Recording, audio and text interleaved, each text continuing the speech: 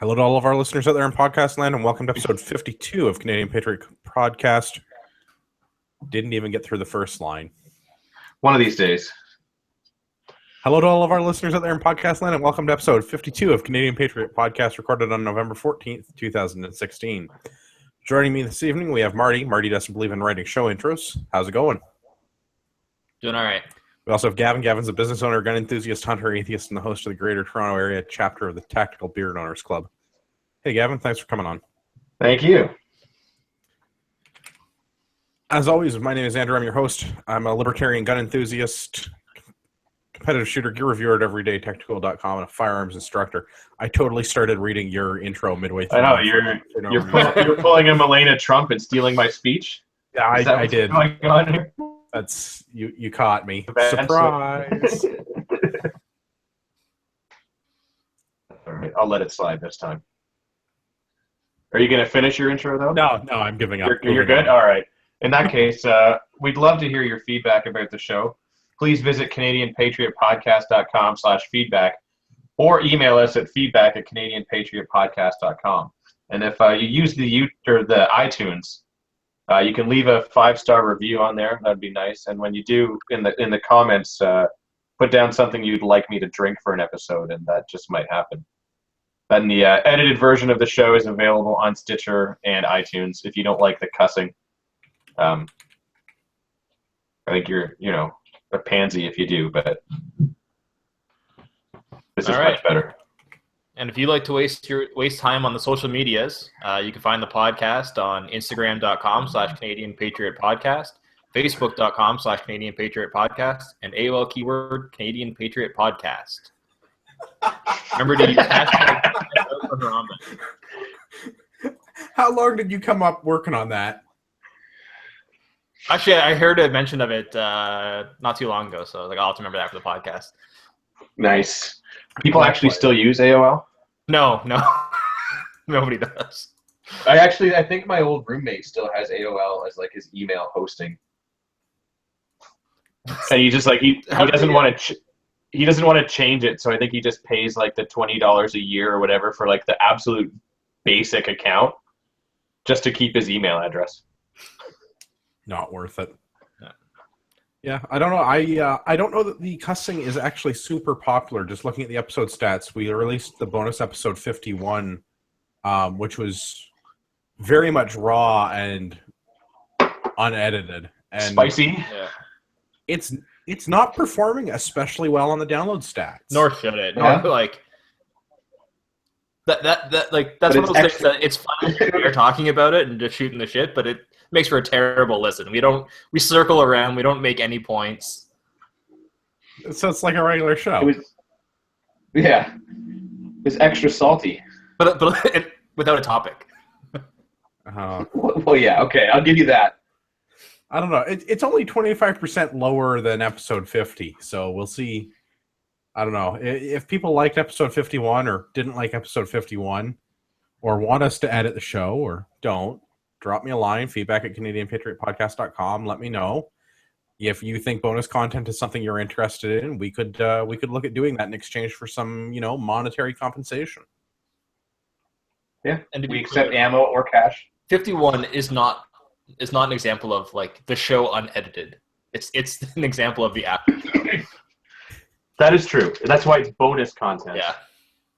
Yeah, but whatever. It was very witty bad. I couldn't bring myself to deleting it, so it lives on forever. As we get drunker as the episode goes on, that's where the wheels fall off. Yeah, pretty much. Which is maybe I'm doing it course, wrong. I like to start the show at a certain amount of drunk and sort of coast. Like just sort of maintain. Oh no, I just get drunker. You just get drunk? Okay, maybe I'm doing it wrong. Yeah. Yeah, I start every show pretty much sober. Oh, you see, I have myself a little pre-drink to get like close to where I want to be, and then I just sort of maintain. Yeah, I've had a couple of beers, but basically now is when I start. Yeah, I had a rum and a little bit of Coke to get ready, so like Coca-Cola, not other variety.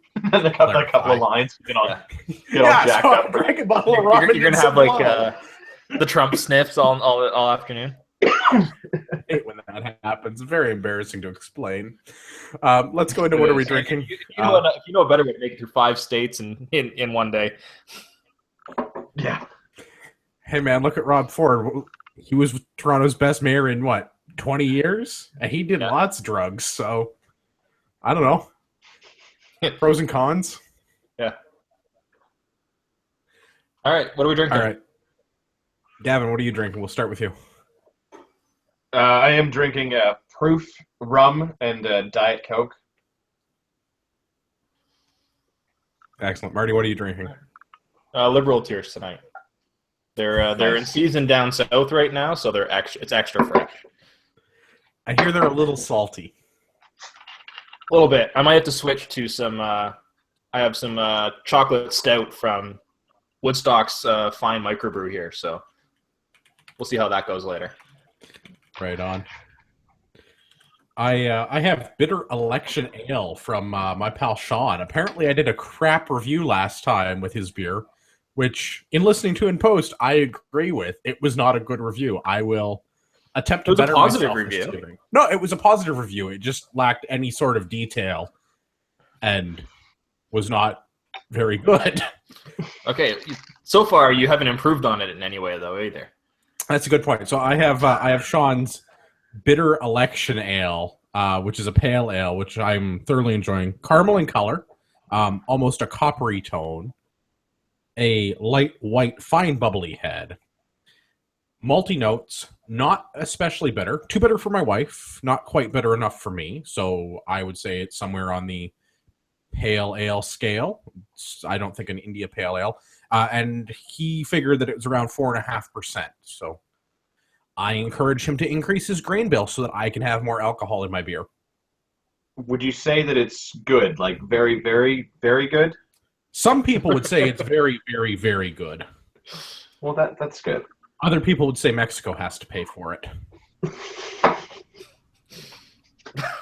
It is pretty good. It's a good example of a pale ale. I like how malty it is. I wish it was a little bit more bitter. I wish it was a little bit hoppier. I wish it had a lot more alcohol, but I feel that way about all beer. I always wish beer had more alcohol. Just because so it's a very, very, very good beer that you just don't like pretty well everything about it. No, it's a very, very, very good example of a pale ale. I see what it is. Yeah, it's a very, very good example of a pale ale. I do like the color. I do like the flavor. I have no complaints about it within the style of beer that it is. If I were going to tweak his recipe, I would increase the grain and hops bills so that it was more bitter and had more booze. I mean, not everything can be like a Belgian quad. Not everything should. I'm just saying I would up the grain bill by, a factor of 10%, just higher alcohol content without changing the flavor profile. I would increase the amount or type of hops that he was using to make it a little bit more bitter, just because I like a bitter pale ale. That's because you're a bitter old man. I am bitter, but not about the election, unlike some people, because I am not hashtag with her. We've recently been accused of being gun-toting Trump supporters, by the way, gentlemen, so here's to being deplorable. Well, cheers to that. Well, I mean, if you're going to throw us all into one basket, I guess. Yeah. I mean, to be fair, though, I have never once grabbed a woman by her cigar holder. At least not without her asking first.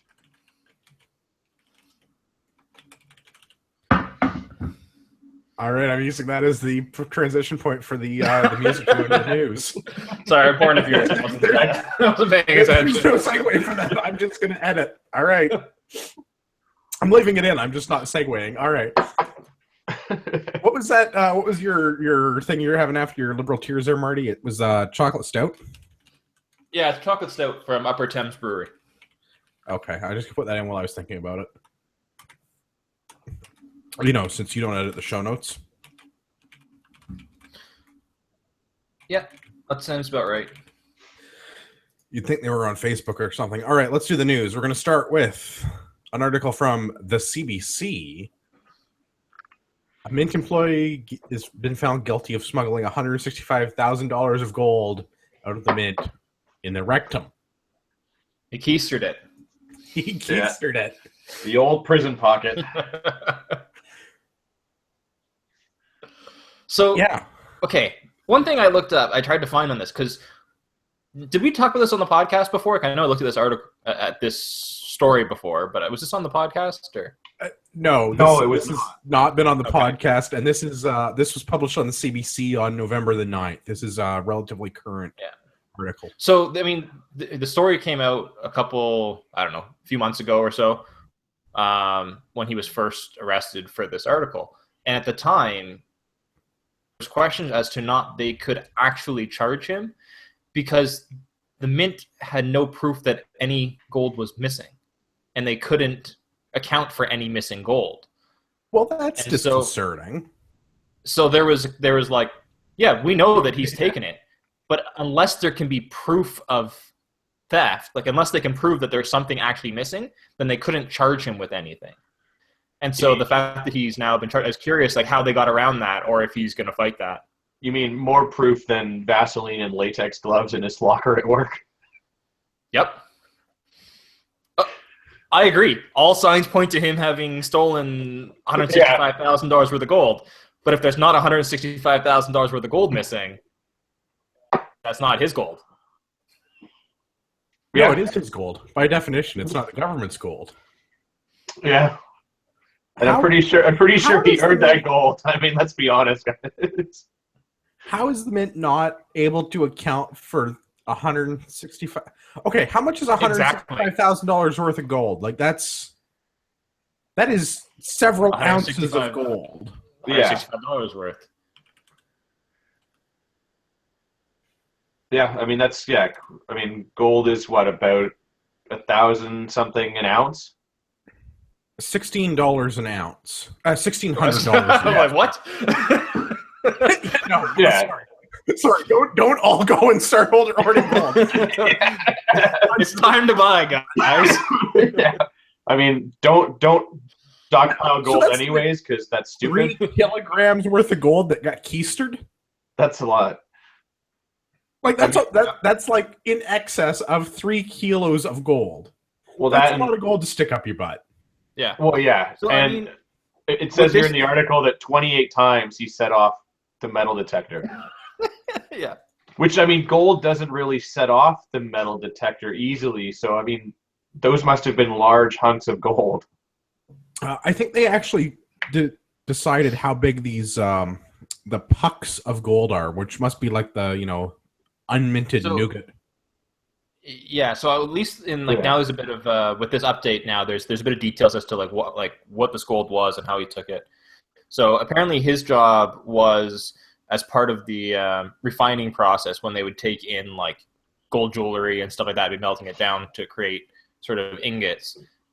His job was maintaining and monitoring the purity of the gold. So he had like a dipper. He stuck it up his butt. Check. Well, that's if you know a better way. Yeah. Can we also laugh at the fact that the justice is named Peter Duty? Yeah. Like this article just writes it. Like, I mean, it's pure comedic gold. Like, unintended. Yeah, well, exactly. But yeah, that's a lot of gold. So anyways, his job was testing the purity. So what these pucks were was he basically had like essentially a ladle where he would scoop out a sample to then measure for its purity content. Some of them may have had other stuff in it, so that's why it's probably setting off the metal detector. Well, basically he's supposed to take a sample, test the purity level, put the sample back into the pot of gold, and he just wasn't putting it back in. But this doesn't. So he says they set the detector off 28 times, but they only have 22 gold pucks. He's got to have a few good meals first, and yeah, gold, yeah, yeah. I don't know. I thought this was funny. I figured. Yeah, it's just a funny story. Yeah. I mean, I don't really have anywhere I'm going with this. It saddens me exactly to learn that our Mint doesn't know how much gold it has or has lost. But Well, I mean, why would it? I mean, it's not like we really need it because we've sold off all of our gold as a country. Yeah. all right, let's do the next one. Also coming to us from the CBC, Canadian officials preparing for potential flood of Mexican migrants after Trump wins the presidency. The theme tonight, by the way, is President-elect Trump. All hail the God Emperor. If this is Trump's fault, I think we should just build a wall to keep him out, and he should pay for it. Yeah. We'll just bill America. It'll be great. It'll be really, really great. Take my word for it. And while we're building that wall, we should kind of like have it come up and go around Toronto and back down. Yeah, I'm totally. I've seen some maps where they're laying out California and Washington State as being part of Canada, and then they're coming back around and getting like part of the East Coast down to New York City. Naturally, they're leaving out upstate New York, the part of New York. So basically, Canada's sideburns.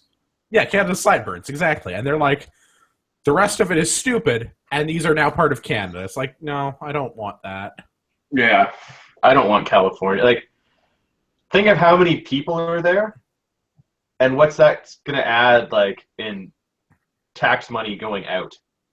Yeah, that would be almost as bad as adding another Ontario. Yeah. Well, I mean, at least from the illegal perspective, unless we somehow granted them all asylum, we also have immigration laws that would prevent a lot of them from claiming sort of the social services that they are in the States. Oh, do I not have that as an article? I thought I did. Yeah, no, that's the next one. We can talk about it now, though. Well, that's okay. No, that's different. That's immigration laws versus just acquiring a whole new like 2 states. Like Although it would be nice to have like Vegas as part of Canada, because then our upcoming trip would be a lot easier. But I'm not taking Nevada and California. I'll take Nevada. Nevada's nice and is mostly yeah, but not California. California is a deal breaker. I'd take California if it was mostly empty. Well, yeah, but it's not. No, it's not. No. That saddens me. All right, let's talk a little bit about this Mexico thing. So they're going to change the way that that visas are going to work for Mexican nationals. And apparently this is because Trump got elected that we're not going to have visa requirements now, I guess. I'm not really clear on that. It sounds like this was in the works beforehand. I mean, this isn't like a new policy that was just created last week. It's just perhaps poor timing. Yeah, I think it's going to open us up to some people coming to visit and then deciding to stay. Yeah. So the real, I mean, they can't look, legal Mexican Americans. They won't be able to necessarily immigrate, but perhaps some of the illegal ones could make their way up and then claim asylum. And that was sort of the issue that we were having beforehand when we put the visa requirement into place. And now that they're removing it again, this could again become an issue. So, and then they're talking about reinstating the visa requirement after the number of asylum claims reaches 3,500, which sounds like a very arbitrary number to me. I don't understand why a certain number of asylum seekers from one country would then trigger visa requirements for that country again. But can't they apply for that? That is the way it works in a lot of countries, right? Like, you don't want too many coming in from one region or from one demographic, because it can shift the demographic of your country and shift the politics of your country. I understand that some countries have that. I'm saying I'm not aware of that logic being applied to any other non-visa visitor requirements for Canada. Yeah, it could be. I'm not certain. It seemed like when this was first proposed, the expectation was that was going to be in place, but now, as it's been announced, it seems like there is no such limitation. So we could potentially have, any number come in all at once. Yeah, which is of concern. I'm not opposed to people legally choosing to immigrate, which we'll get to in the next article. Yeah. But there's a process, and I would like for everybody to follow the same process. I don't want it to be different for different people because you're not all fucking special snowflakes. Well, exactly. Like you said, I'm not against people legally immigrating. I think that's important. I'm not against people seeking asylum or refugees. I think that's also important as well, that we do take in a certain percentage of that. But to just go doors open. Yeah. So the nice thing with legal immigration is that, you know, you are selecting based on skills and based on economic demands, and you can kind of control who's coming in based on what the country needs at any given point. Yeah. If you get a flood of illegals, as what's happened in the States, is that it can just become an economic drain, especially when you have a system where you don't need citizenship to claim the social welfare. Yeah. All right, let's talk about how America broke the immigration system then. So this comes to us from the independent.co.uk. How to move to Canada. Immigration website crashes as Donald Trump becomes 45th U.S. president. Which I think is funny because in traditional Canadian fashion, Canada's way of dealing with something is to be polite and yet passive-aggressive. You want to immigrate here? No, we're just going to turn the website off. Good luck. I can confirm, like, I did attempt to access this website during the night of the election, and it was down. Oh yeah, it was super down. Well, we were on the International Liberty or Death podcast doing that live cast. Yeah. And yeah, it was very down. I just think it's very funny that it was like a coincidence that there was that many people looking to move out of America that it took down like a Canadian government website. You would think that would have a fairly robust back-end server, like that would be able to handle a lot of.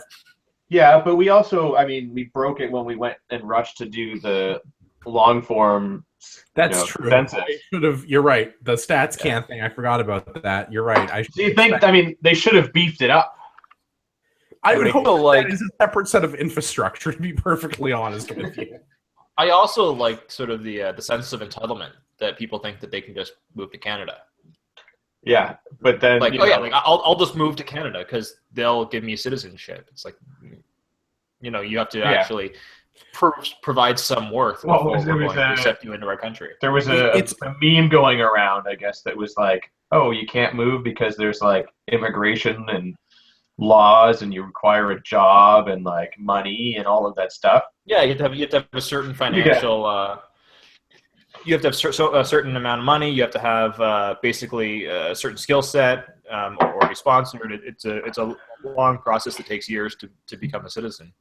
Yeah. Yeah. I have a couple of friends that have emigrated here from other countries, and it's not an easy process. And parts of members of those families are still not all actually Canadians because it's such an arduous thing for them to do to get their Canadian citizenship. Yeah, a large percentage of my coworkers or former coworkers they were basically almost entirely immigrated from around the world. And especially was it 2 years ago when they changed the required stay duration. You had to have so many numbers of days, and they basically added an additional couple of years on top of that. It's a lengthy process. It is, and I think it should be, because you want to make sure that the people that are immigrating into your country are vested in your country. Yeah, my cousin tried to immigrate, and even though we sponsored him and said that we would be, entirely financially responsible for him, it was a no-go. And he has his PhD in marine biology. Like, he's lectured. Is it transferable to Canada? That's some of the questions. I believe it is, as long as he sort of, I guess, does some testing. But he has his PhD in that. He's lectured around the world. He's fluent in 6 languages. And then we're like, okay, fine, you can't immigrate. Is he allowed to come and visit? No. Yeah, not now that he's expressed interest in immigrating. Yeah, and it's like, okay, so I understand, we need to have standards and all of that, and they're worried that he's going to stay. But when you look at who is allowed to come on vacation and who isn't, and they're worried they're going to stay, you've got somebody that is obviously intelligent. Would that be a detriment to society if he stayed? Probably not. Especially given that we already like signed legal documents saying that we would be financially responsible for him should anything happen. Yeah. But no. But they'll let, other people come in. No problems. Well, I mean, that's the difference between Yeah. sort of an illegal immigration versus a migrant or Yeah. refugee status, right? Yeah. So right now, Canada will take all of the refugees that you can send us pretty well because we can't hit the so-called targets that have been put in place. But yeah, for skilled people coming in, it's a challenge. Oh, it's super difficult for skilled people to come here. Yeah. It baffles me how we're willing to take refugees who, for the most part, are going to be a drain on our social welfare that is already maxed out. But we're turning down skilled professionals that could start businesses or contribute to society in a meaningful way, both from like a financial perspective as well as their involvement as people. Yeah, but you don't get points at the UN for doing that. I don't want points at the UN. Our goal really should not be to satisfy the silly despots in the blue hats. Well, you I know. have... I'm in a minority in that. I understand that. Yeah. I wonder if I get the special wrong prime privileges minister as a minority. elected if that's the beliefs. Yeah. Yeah. With the wrong prime minister for a lot of things, in my opinion. But Yeah. Not for taking selfies, though. oh no, his hair is magnificent. I can't argue with that. Oh, yeah. It seems to be the biggest qualification for a leader these days. Yeah, it is on point, let me tell you. Some people would say it's very, very, very important. It is. Let's talk a bit about real estate. We've got another one coming to us from moneysense.ca. Impact of Trump win on Canada's real estate. So the market is back up after the U.S. election. At Record highs, I believe. yeah, it's not an all-time record, but it's like a record for the last 4 years or something. Yeah. And I think it's So the pretty market- darn close to the all-time record, too. Yeah, the market is back up at the highest that the U.S. markets have seen in years. Unemployment is, well, all over the board, depending on who's made up stats you want to believe. So I guess what's going to happen now that God Emperor Trump has been made president-elect? What are our real estate prices going to do? Well, did we really think that they were going to go down? I mean, because either way, whoever won, there was a bunch of people moving to Canada. Yeah, Well- this whole article I thought was kind of shit. It Regardless was of so who won the election, I think rates are going to have to go up because of where the rates are compared to the market. They are too low to be sustainable. Right? So Yeah. interest rates and by extension mortgage rates are going to have to increase over the next 5 years. So, all right, that's a separate discussion than the article. I would disagree with you on that.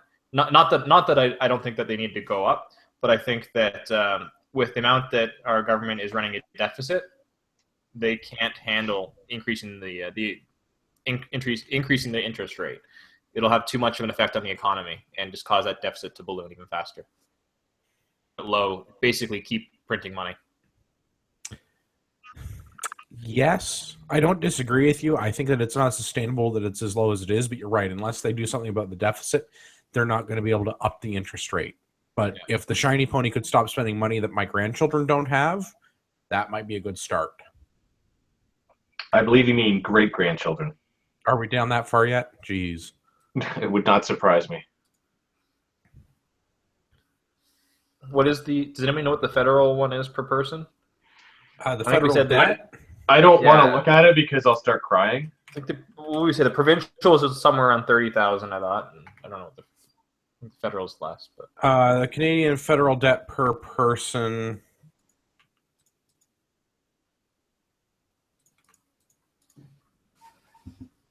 $17,400. all right. So if you're in Ontario, you're basically at $50,000. Yeah, Yeah, Ontario as soon as you're is 21,600 per person. All right, so a little bit lower than I thought. So $40,000 basically in debt as soon as you're born. So, are you depressed yet, Gavin?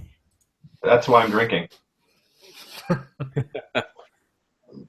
Although I guess I probably shouldn't be because I've got a debt to pay off. Well, don't forget your social contract.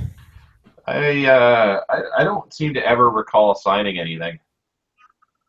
Surprise. Or, at least nothing that I could get out of. Like, yeah, I want some escape clauses. So, okay, so going back to this article, basically this article is saying that housing prices in Canada are going to go up because Trump is going to cause everybody to move to Canada, and that'll cause a demand on housing. But but I don't think that's going to happen. As per our previous conversation, anybody with a job and money can't really move to Canada. Yeah. The people that can move here are probably not in a state to buy houses. So, I don't know. I don't see this having much impact on Canadian housing market myself, personally. No, I agree with you, and I think that the fact that God Emperor Trump is going to be president very shortly is actually going to be a boon on the global economy. So I think we actually may have more Canadians that are in a better financial position to be able to buy houses. Yeah. So basically, I can agree with that. If the economy goes up and things like that, that can have an impact. But based on the argument made in this article, I think. No, the argument in the article is stupid. That's why I wanted us to have a discussion about it so that we could, share our opinions with the listeners, and not just the article is stupid. I agree with you. I think that there will be at least a short-term boom in the economy as he comes in. I don't know how long-lasted that'll be, but I think there will be a short-term gain at least. I think it depends on how NAFTA gets renegotiated. Yeah, and if anybody owns any stocks in any U.S. companies that build walls or sell construction supplies, there's definitely going to be a boost in the economy. Yeah, you want to invest in that cinder block company that you've been eyeing.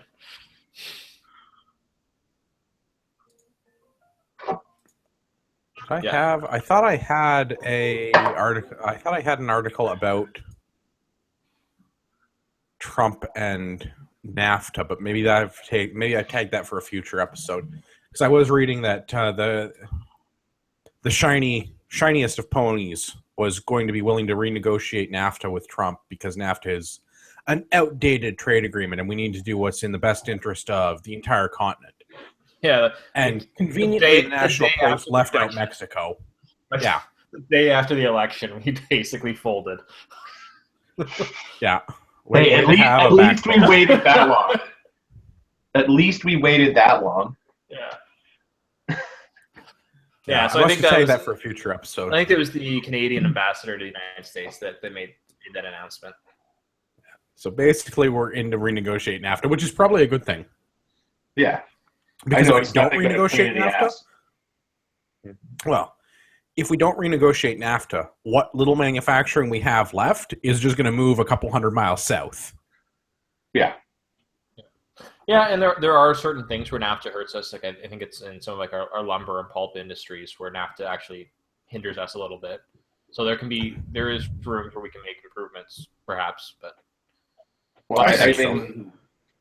I know I have to fill out a shit ton of paperwork for it, which is a pain in the ass.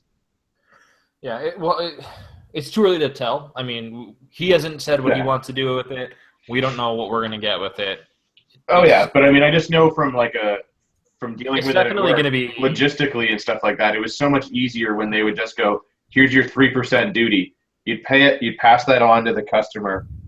End of story. There's no nonsense. That was it." But now, we've got to file all this paperwork, and then if we have to send something back across the border, it's 10 times more difficult. Mm-hmm. So I'm sure there was some benefits in saving some money along the way, but the increase in work went up drastically, at least for us, because we import everything from the U.S. Mm-hmm. I mean, it was so much easier beforehand, and now these NAFTA certificates for everything that sometimes the point of origin is unknown to us. Yeah, or it could come from like 3 different places. Like one of our U.S. suppliers makes stuff locally. They also made stuff in the Czech Republic and Brazil. So all that stuff would come into a big box in their warehouse because to them it's all the same part. Then we would buy from them, and it's like, okay, so where is this coming from? U.S. Well, where's the point of origin? Well, it could be one of 3 places. I don't know because there's 6,000 of them in this box. Yeah, like, in general, like, free trade, as long as you're sort of on an equal standing. So like free trade between Canada and the United States is generally a good thing. We have similar wages, similar expenses, employee expenses. Unfortunately, sort of somewhat similar taxation levels and energy costs and things like that. So doing business in Canada is not a lot different from doing business in the United States from a cost perspective. Where it becomes an issue is when you have someone like Mexico in the same deal where there's a disparity there. Yeah. Where they don't have the regulation, they don't have the taxation, the wages are much lower. And so all of a sudden you can provide goods and services to that much larger market at a much reduced rate. And so while not instantly, as we've seen over the years, it sort of funnels all of the resources and all of the manufacturing and as much as it can be, it funnels it all into the one country and pulls out from the more expensive countries. And so that's free trade can work, but it can also have issues, and that's kind of what Trump is talking about, trying to renegotiate. And that's why the CETA whatever is likely, in that sense, it's likely a pretty decent deal for Canada. But that's where I have my hesitations about the TPP. Yeah. Because we can be in that kind of situation where doing business in China is much more cost effective than it is to do business here. And it can, if they have access to the North American market through something like TPP without any sort of tariffs and without any sort of restrictions on that, they can essentially flood goods and services at a much lower cost than we can produce them here. Yeah, well, that was the whole drywall thing with rebuilding in Fort McMurray and all of that. There's a Mississauga company that's asked for this tariff to be put in because I guess they're able to get drywall from China via the U.S. at super, super cheap rates. Yeah. But, and all the people in Fort Mac are complaining because then, like, construction costs of rebuilding after the fires have, like, quadrupled because they're not allowed to bring in this other drywall. And, it starts getting pretty confusing. And I don't know. I haven't seen all the details of the TPP. But I will say this, is that China is incredibly protectionist doing business in there. I do a lot of work. I spend a lot of time in China, and I do, like, the bulk of my job is basically moving material from Asian countries around. And bringing anything into China and bringing stuff out of China is always a nightmare. Yeah. There's a lot of the time restraints where they won't allow material to move faster than certain rates into the country and things like that. So I'm curious with this whole TPP, how much of a two-way deal it really is, or if they're still going to be very protectionist in allowing goods into China. Is kind of which has been my experience.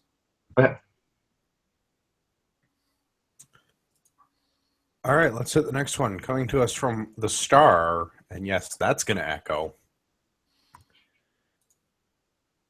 Wynne is worried about Trump's threat to the Ontario economy. And before we go into the meat of the article, I want to discuss a couple of points because I think Robert Benzie is an idiot.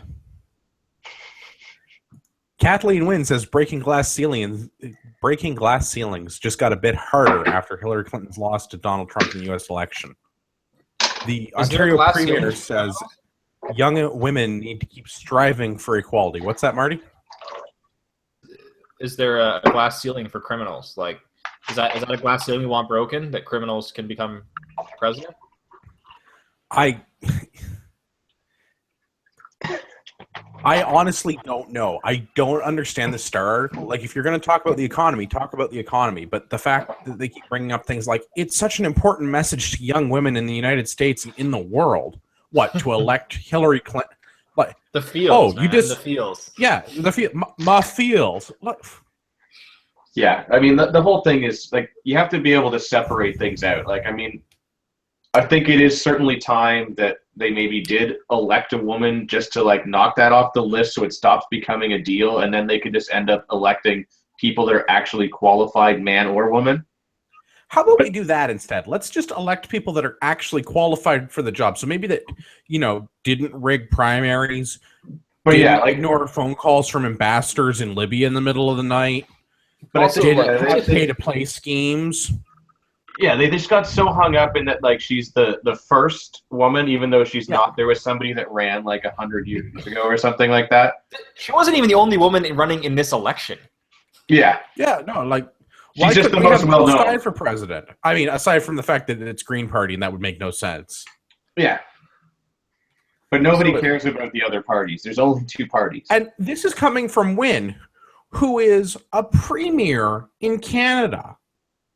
Yeah. Why, if this has to be in the Star, why does it have to be that, oh, boo-hoo, Hillary Clinton wasn't elected? Women have to keep striving for equality. How about, hey, women in Ontario can grow up to be premier. That's not too bad. Maybe someday they could be prime minister again. I mean, we had that once. It didn't last very long, but... No, but we did have it. Yeah, I don't... Like, the hubris of this woman to talk about somebody else not being good for the economy. Oh, I know. Like, this entire article just... Total rage mode. Because, like, every quote is like... This article is not... Oh, my jimmies are so rustled. Like, there was a guy ride by on a horse with, like, a bandana and stuff. Like, everything has been totally rustled. Like, oh, God. Like, this Robert Benzie guy just pisses me the fuck off. And all of the Kathleen Wynne quotes are about how it would have been so much better if Hillary had won because she's got a vagina. Which is totally the only qualification you need for anything. Oh my... These people are confusing equality with feminism. I don't think they know what this word means. Well, that would involve logic and facts and like opening a book and looking at the things instead of looking at things with blinders on. Like, I mean, the part that drives me absolutely nuts about this is that the whole stance that if you have to always believe a victim, right? Especially rape victims. You have to always believe them. So as soon as somebody steps up and says, Trump raped me, you have to believe that victim. But then when somebody steps up and says the same thing about Bill Clinton, and then Hillary like tweets some mean shit about it and like all of that, everyone's just like, no, we didn't see that. Well, just focus on Trump eating his KFC. That's all we care about. We'll talk about that for 3 days. He used a fork. I mean, but did he have this? Yeah, never mind. But like, there's no equality. It's they pick and choose their stance on issues if it supports their views or doesn't. Like, if the view is if you support the victim regardless of who it is or what they say, then you should always do that. But they don't do that when it doesn't support their cause. no, it's the hypocrisy of the left. It's Exactly. I mean, like they will eat each other to prove their own point. Like, and it's so ridiculous. Like, you know what? Instead of complaining about this being, setting women back, like, why not highlight the women, the conservative women that are being successful? Like, when you look at his chief of his campaign, head of his campaign, was a female, the first female to do so. That gets completely ignored, and she's condemned because she's a Republican. This is a common fallacy among the left, though. Right? Like, it only matters if it fits their narrative. It doesn't matter that she was a woman. It doesn't matter that Ben Carson's a black man. It doesn't matter that they've got another. The guy's name escapes me, but one of the other key advisors to Trump during the campaign that's probably going to get cabinet seats, a gay guy. The founder of PayPal. Yeah, I can't think of his name, though. It's going to bug me now. But, yeah, but he's like an openly gay Republican. Yeah. But they support the patriarchies, though, so that doesn't count. Well, yeah, it's only like he's only like half gay then, right? Yeah.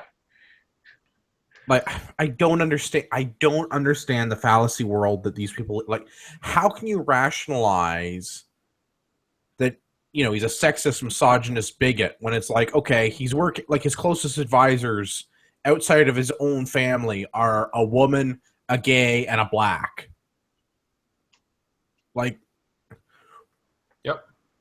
That's more diversity than Hillary Clinton's whole team. Well, that depends on how you judge diversity. I mean, if you judge diversity based on the number of crimes they've committed, she totally wins. Yes, the diversity of her crimes is astonishing. But we'll go back to the article because I went off on a tangent because this guy just upsets me with... I have a platform to talk about feminism, and I'm going to just call it women's rights and equality instead. Yeah. Don't know what that... stop misusing English language.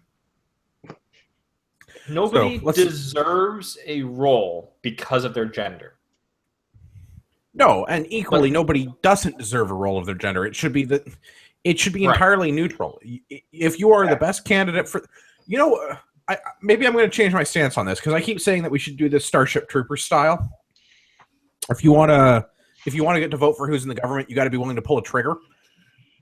Maybe we should do this like the Hitchhiker's Guide to the Galaxy. You find somebody who is qualified to be the president of the universe, but doesn't want the job, and then you make them do it at gunpoint. Don't remember that from Hitchhiker's Guide. As long as the one guy they lock up by himself. Yeah.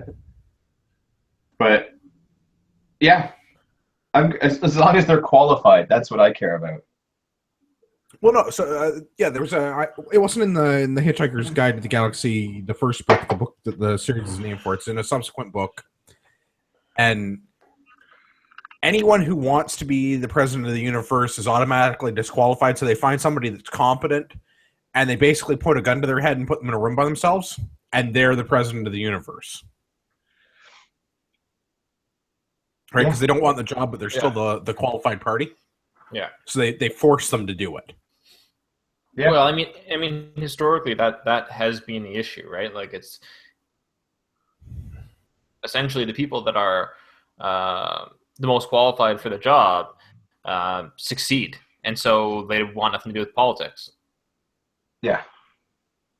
You know, they're successful in the open market because they have skills that are marketable. The advantage of the open market and are, you know, far more successful than they would be if they went into politics. So politics is essentially limited to the people that don't succeed. I'm surprised there aren't more educators in politics. Well, that's a lower rung yet. I'm going to alienate so many listeners. It's going to be great. I'm going to get so much hate mail. That's all right, though, because hate mail fuels us. I love basking in liberal tears. All right. Do you guys have anything else to say about Wynn? Because I went off on a whole tangent about how I hate the Star and Robert Benzie. I think she's the last person to be able to criticize anybody for anything. Like, I think at this point, I don't even have anything to say about Wynn. Like, I mean, it's just everything she says. Like, you don't even need to critique it. Just let it stand on its own. She needs to just clean up her own backyard. Like it's so fucking crazy, everything she says, that you don't even need to critique it. You don't even need to point out why it's dumb shit. Just let it stand on its own. Let people just see it, and they'll come around. Yeah, I mean, you know, like I've said it before, and I'm sure I'll say it again. Like, with what was it, 5 investigations by the OPP, and then they just found out that there was the election fraud or whatever, or bribery, and it's like either she's part of it and she knows it's going on, or she's completely oblivious to it and a moron. Either way, completely unfit to run a party and a province. So anything that she says critiquing anybody else and what they are going to do or not do for the economy is completely worthless. I would sooner ask a turd on the ground its opinion on what Trump is going to do to the Ontario economy than win.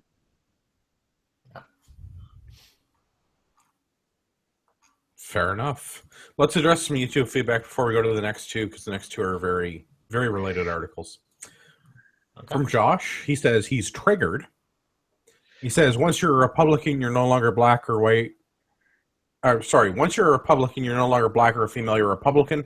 Therefore, you're now a cisgendered white male. Well said. Even if they self-identify as something other? But it's a Republican. That Trump self-identification is something else. Yeah. They played the Trump card. Coming to us from MacTech. Logix. Wow, Logix. I can't read. Yeah, we noticed that from the intro. Every week. You read the fucking intro then. It's hard. I can't read. It's got big words in it. Logic and facts don't matter for the social justice warrior. And yeah, that's true. MacTech is not wrong. And then from something in Cyrillic, because I can't read that. When are we going to see angry white male revolution in Canada? Already tired of the prime social justice warrior Justin Trudeau. I don't know. Well, Cyrillic text, I don't think we're going to see one. No, not soon. I think right now Canadians are very much pride themselves in not being Americans. And so even if it is in our best interest, too many Canadians will basically go against our best interest just to not be like an American. That, and I really don't like the angry white Canadians. I would just like it to be angry Canadians. Yeah. Well, because Canadians that want freedom. Because I don't want this to be about race. I don't want it to be about religion. I want it to be about the Canadians telling the government to piss off. Yeah, and honestly, I don't think it is about race or religion in the U.S. either. It's exactly what you said, but it's being called race and religion as a way of marginalizing those that disagree with them. Yeah, and I mean the media, I think, is blowing everything way out of proportion. They're creating the racial divide because it sells papers. They've been doing that for the last 5 years in the United States. If you can call someone racist and if you can call them, all that shit like that, then you don't have to engage them on their ideals. No, you don't have to. I mean, if you don't have to take their opinions. You have to back it up. Yeah, you just have to say, well, they're racist, and then we don't need to address any of the things that he said, any of the points that he said, and we can ignore everything about that person. Yeah, that's their tactic. Yeah, I mean, you scream those loud enough, and then eventually the other person just gives up because there's no winning that argument. Well, I think that's. Without going a lot into the U.S. politics, because that's not what we do on this show, but I think that's a big reason. We've done tonight, but. Well, no, we're talking about the impact of U.S. politics on Canada. That's totally different, kind of. Yeah, it is what it is. It'll get lots of downloads. I got keywords. we can Trump sells. Yeah, Trump sells. No, what was I going to say? I forgot now. Shit. I don't remember. Something with a good keyword?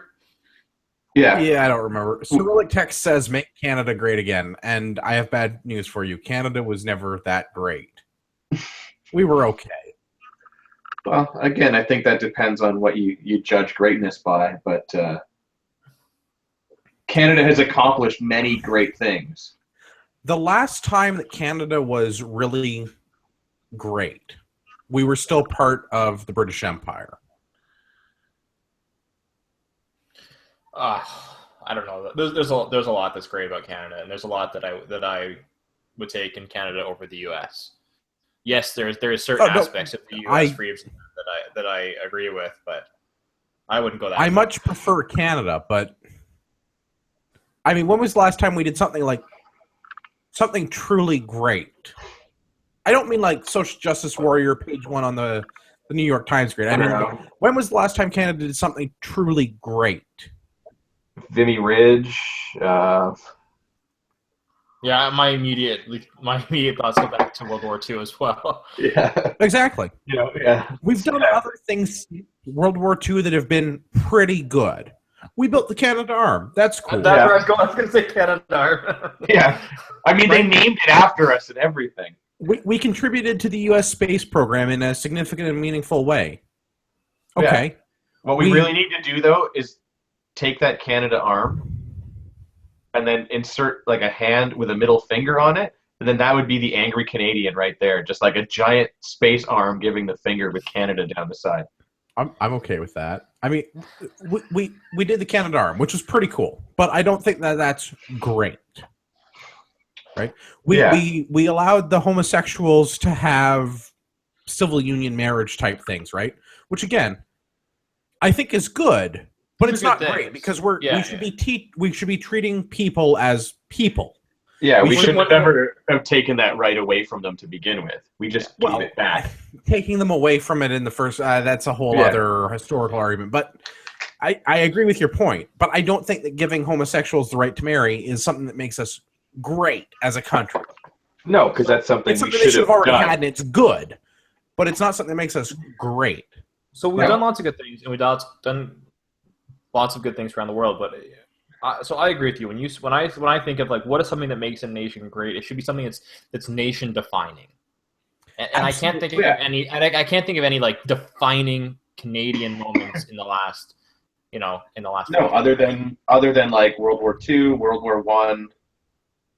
Yeah, I mean, the expansion to the west, the Northwest Territories, the founding of the Royal Canadian Mounted Police. There's lots of things that Canada has done that's great. But there's nothing that we've done that's been great in the last, say, 70 years. Yeah, I would. Yeah, sadly, I would say that that's probably right. Right? Like, okay, so we pioneered telephones and radio and broadcast television. And those are all pretty cool, but they're not great. They haven't defined us as a nation. Right, and that's what I mean. Like, so we got the guy that figured out insulin, right? Banting in London. Yep. That's really good. That's a major scientific breakthrough. But it's not that wasn't great. Well, it was never accredited to Canada. Like that's what I mean, because it's Banting, right? It's like it was one scientist in London that did it. And it was a really good thing because now diabetics don't die from not having blood sugar being balanced. Yeah, but which is kind of important. Yeah. It's not great. And that's what I mean. Like, when was the last time we did something great? 70 years ago? I don't know. When was the CN Tower built? When was the last time any country did anything great? Because, I mean, you could kind of call that. Like, we built the largest structure or the tallest structure on Earth for a while. That's pretty awesome. I don't know if I quite put it in the great category, but it certainly put Toronto and Canada on the map for something. I'm just thinking, like, I mean, just when was the last time any country did anything great, anything like nation defining like that? Like the last 70 years, it's been relatively stable in terms of. I don't know, all those crazy, all those crazy construction things going on in Dubai. I wouldn't say that makes it great. But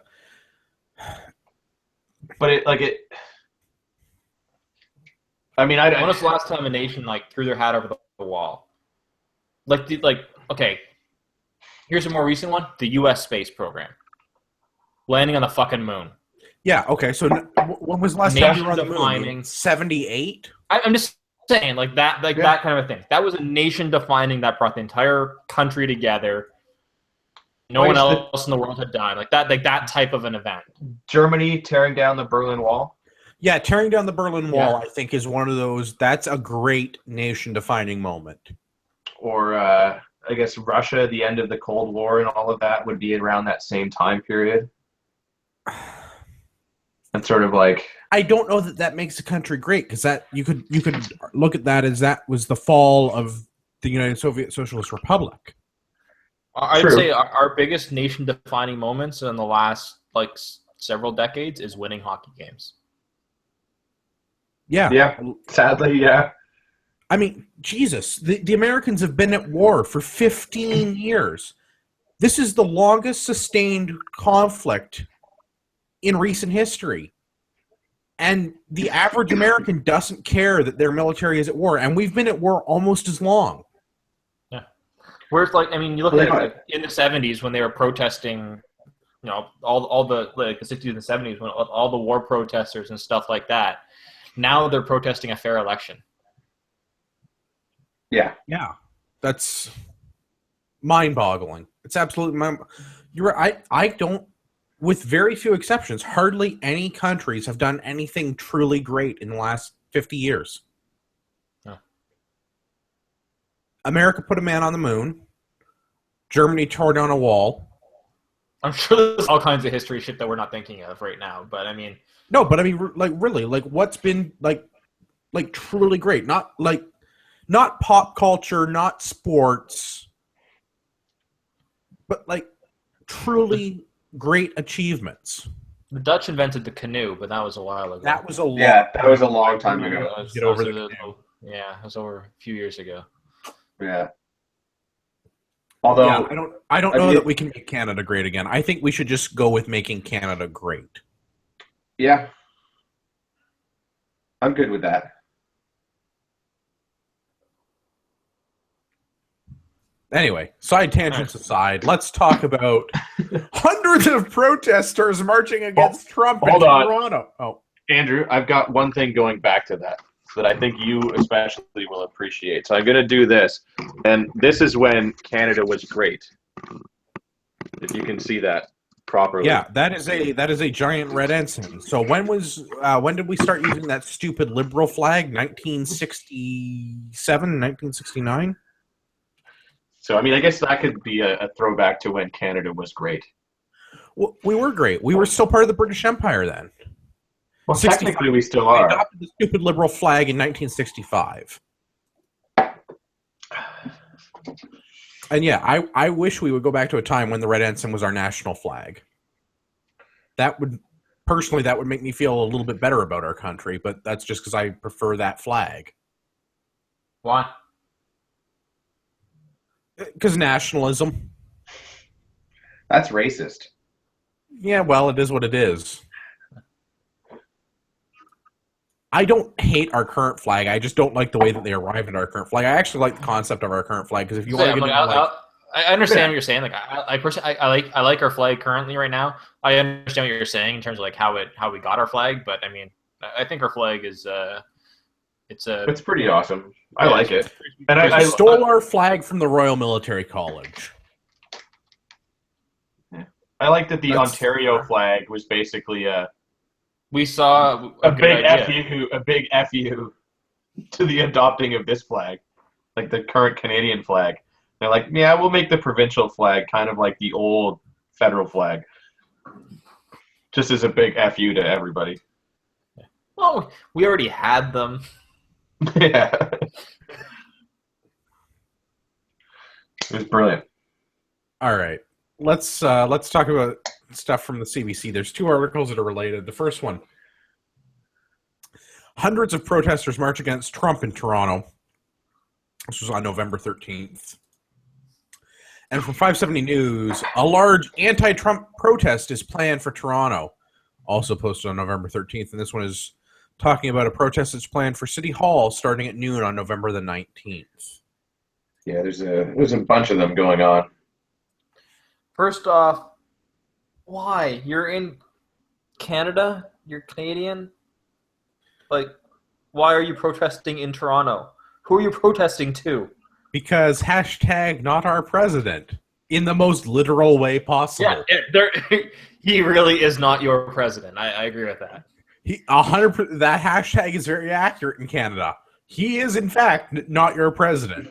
Also, it frustrates me to the point of which how many people were completely just fed a line by the media and just ate it up. Oh, 100%. No personal investigation, no research into any of the claims, any of the facts, no listening to actual tapes, no listening to actual comments, just taking what sort of biased media spin and taking it as at the face value as fact. I mean, they're legitimately scared, and that's entirely the fault of their own stupidity for believing this shit. I really like the sign that they had on the CBC article about "Make racists afraid of you." What racists in Canada? I mean, really, like, I'm not saying there are not racists in Canada, but I mean, how many people, even in a metroplex like Toronto, are racists? Like, really, like, all right, Saturday night, let's go lynching, boys. Yeah, I mean, there have been some. That shit doesn't happen here. There have been some alt-right flyers that have been distributed, and we'll get to that next week. I want to talk about the alt-right, but I don't want to do it today because it just showed up in my news feed. Yeah, and I mean, like, I won't get into it, but like, I don't like that it started with "Hey, white people," but you know, some of the other stuff in there, I think, is how a lot of us feel. Well, but we'll get into that. I haven't seen this alt-right shit, but. I will collect up the links for the alt-right triggering. Actually, that's going to be the episode title next week, alt-right triggering. Tune in next week, episode 53. I want to do the CBC debate. Well, episode 54. We're going to have to balance out the CBC debate because when does just remember though, when you say alt-right, you have to say it like Matthew McConaughey. Alt-right, all right. Yeah, exactly. When is the CPC election? I don't think that's the right name. Shit show? Yeah, it's like March. I think it's all right, March. We'll figure it out. In the next couple of 3 weeks, we'll talk about the alt-right in Toronto, and we'll talk about the CPC leadership race. But going back to the article about the protesters in Toronto. Yeah, it's ridiculous. Like, I mean, protesting the fair democratic election of a leader from another country is beyond stupid. So, pro tip for parents, if you have like toddler age child that likes to throw like temper tantrums and shit like that in public places, just carry around a #NotMyPresident sign. When your kid starts melting down and crying in public places, just drop a sign on them, and then it's socially acceptable, and you can walk away and be all good. And like, I don't understand these people that think that, like, I think the message here is that people of goodwill across the world are opposed to his policies. What policies are you opposed to? Have you read his platform? Have you seen his 100-day plan? But she was a woman. That's the part that baffles me is like, okay, so we've already been over the fact that key cabinet positions are likely to be held by women, gays, and blacks. I guess I should clarify. Hillary Clinton had a cigar holder. That's true. Hillary Clinton did have a cigar holder, allegedly. Well, Bill would not know. Yeah, she didn't use hers, or at least he didn't use hers. He didn't use hers. Humo was busy using it. It would be the humidor. I need a sound effect for that. Yes. Yeah, that was actually pretty witty. That was a good one. Thank you. I've been working on that. I've had it for a week, and I haven't had a chance to use it. I'm glad we can present you with an opportunity. So this whole like solidarity with the United States. So it's important, I think, to remember that the plurality of people that voted in the United States voted for Trump. So I don't understand what the Toronto protesters are solidifying with. I guess losers, because they're upset because they lost. But I think it's important to recognize that a lot of these people that are protesting have had political awareness in their lifetime. The last 8 years has been under a Democratic leadership. They're not used to losing. Well, that's what it is. They're not used to losing. Yes, I think I slurred that. But anyway. You know what? This is an entire generation that, you know, they were never told that they have the potential to be great. They were never told that they had the sort of the potential to do things to their lives. They were told that they were great. Anything that they wanted to do would happen. So they have no concept of working for what they believe in, and they have no concept of success or failure.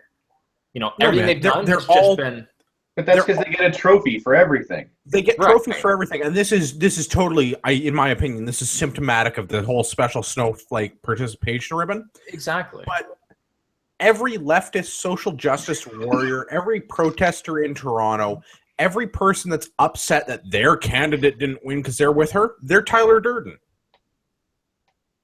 This is Fight Club, and they're Tyler Durden. They were told that they grew up to be millionaires and movie gods and rock stars, and they're not. And they're very pissed. Yeah. Yeah. I mean, I just find the whole thing absolutely ridiculous. Like, I mean, the fact that it's another country to begin with, and they're protesting their fair democratic election, and that their person that they wanted to win for another country didn't. And the reason for all this outrage is because they're worried that he might do some stuff. The guy hasn't even officially been elected because the Electoral College hasn't voted yet. You know, he hasn't even been sworn in.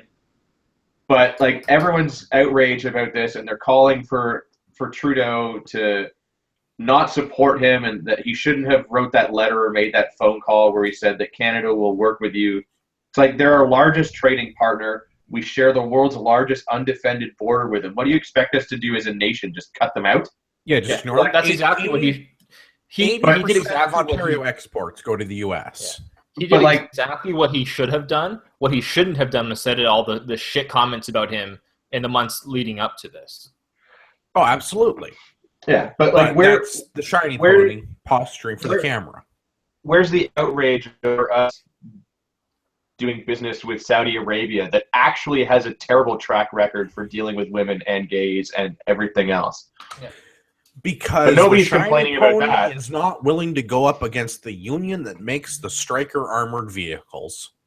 Right, but like the people though, like the people, they're angry about us potentially going forward with a guy that he hasn't yet done anything bad, but may do some bad stuff. But nobody's complaining about the country we are currently in bed with that actually does do bad stuff and has since the dawn of time. Like, yeah, especially when you look at his policy plan and go, oh, that makes perfect sense. Yeah. Yeah, it's almost like his immigration policy will mirror the one that we have in Canada. Yeah. What a novel fucking concept. Yeah. Yeah. Like that's what I'm saying. Like these are people that they're uneducated on the actual issues, feel that they are the educated ones because they watched John Oliver tell them that things were going to be bad, and they believed it. Like they took that as fact. Yeah. I mean, helicopter worthy. That's a quote, by the way, from MacTech. All the candidates for helicopter rides. Yeah. All the candidates? Is this referencing back to the CPC debate, or? I'm not sure, but I'm totally on board with giving every politician a helicopter ride. Yeah, get rid of them all. I mean, I watched the first CPC debate, and I can understand that sentiment if that's what he was referring. I mean, and I don't think that any of us are debating the fact that there is potential for bad things in Trump, or that there is a potential for racism in a nationalistic movement and things like that. Like, I think all of those things are possible and they exist. But going by the leftist argument of you can't judge a whole group by a few people, you need to do that with this as well. Just because there are a few shitty people taking advantage of his win doesn't mean the whole group of people is bad. Yeah. I mean, with every sort of a protectionist movement, you're going to get the people that are just going to slide along with it because you can push their agendas. So, like you said, basically, you do have real racists that are going to go on immigration because they're brown, they're not white, you know. And it's like, that's not why we're trying to slow immigration. We're trying to slow immigration because of the economic impact and all these other legitimate reasons. Yeah, and they're also trying to slow immigration of white people as well. Like, it's not like it's right. It's not. Yeah, but it's like, you're going to get those people that are going to side along because in the short term, it can have a similar impact to their goals. But that's not you can't say that everybody that's against this massive immigration rate is all a racist. Yeah, like I think there was an article that just came out today or like within the last couple of hours of Trump saying like the whole gay marriage thing, like it's done. Like it's the Supreme Court already decided that that's a thing. Like there's no taking that back. It's done. Like why are we even talking? Yeah, like why are we even talking about this? Why are people worried that I'm going to do anything about this? Because it's done. the media again echoes can be used to scare the populace into believing that Trump is going to throw them off of buildings like they live in Saudi Arabia or something. Yeah. Yeah. Let's do the Philpott report because I'm getting tired of the U.S. stuff. Yeah, actually, I saw a random like meme on the internet, and it's like liberals are afraid that that Trump is going to like attack all women, like kill all the gays and all kinds of stuff. It's like it's not like he's a Muslim. How do you see memes without Facebook? CGN. Fair enough. Yeah, and it's like it's true, you know. I mean, not true, not to that extent, but I mean, you know, like the countries that a lot of the immigration is coming from that they're concerned about. There is a lot of that shit going on there. And so it's like they're pro importing a lot of that idealism, but we'll call him out for that. Yeah, but again, I mean, like you've said it, I've said it before. I mean, the hypocrisy of the left knows no bounds, right? All right, let's do the Philpott report. Coming to us from the National Post, they don't have to echo for this one. Mega-sized Canadian delegation in Morocco for this year's United Nations Climate Change Conference. We're going to send 225 people to Marrakesh, Morocco to talk about climate change because that seems like a good fucking idea. Don't they know the I hope they're swimming.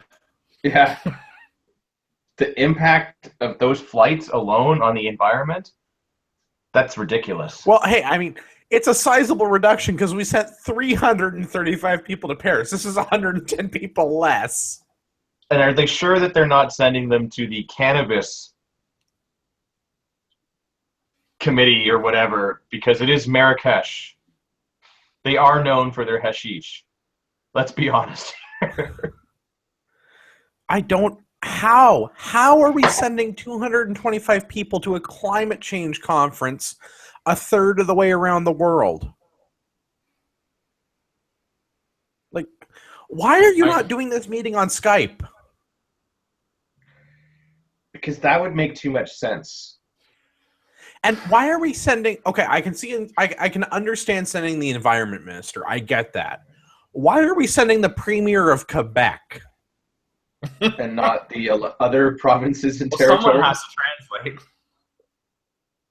But seriously, why is Collard going to Marrakesh? What possible value at the federal level is a premier going to have? He can't make federal government policy. He can barely advise the federal government on what to do. Yeah, I mean, if anything, it should be the environment minister and a handful of his staff, and that's it. Maybe. I can kind of see sending some of the environment ministers, which we're doing from a lot of provinces, by the way. Alberta, Saskatchewan, Manitoba, Ontario, Quebec, Newfoundland, and Labrador are all sending their environment ministers to this. Yeah, I mean, I get like... Okay, sure. One from each province and territory, and then the federal one. We'll have a staffer or two, and then a couple. So, like, we're talking 50 people at the most. Okay, so absolute most. Why are we sending the mayors of Edmonton and Montreal?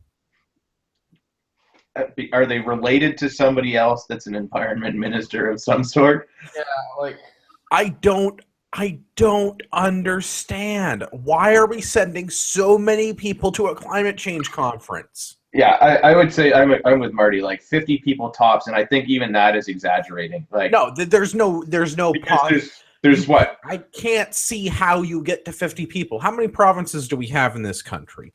Well, I think it's 13 with the territories now because we split one into Nunavut and Northwest Territories. It's 13, right? Plus the federal is 14. So 14. Plus, say, a staff member for each. 28? 2 staff members each. Okay, maybe 2 staff members each. One to organize the schedule, one to get lunch. So 40 people? Yeah, that's 42. Why are we sending 225 people from our government in various bureaucracies to Morocco? Because this sounds a hell of a lot like a paid vacation on a taxpayer dime.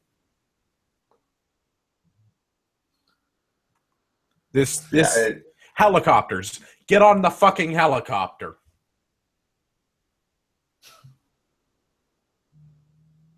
Yeah. All right, good. I have the closing word on that one. Yeah. That's the best answer. All right, let's do rapid fire feedback. Tonight's feedback comes to us from the letter B. Trudeau cucking before Trump even gets inaugurated, and he has a link to the Globe and Mail.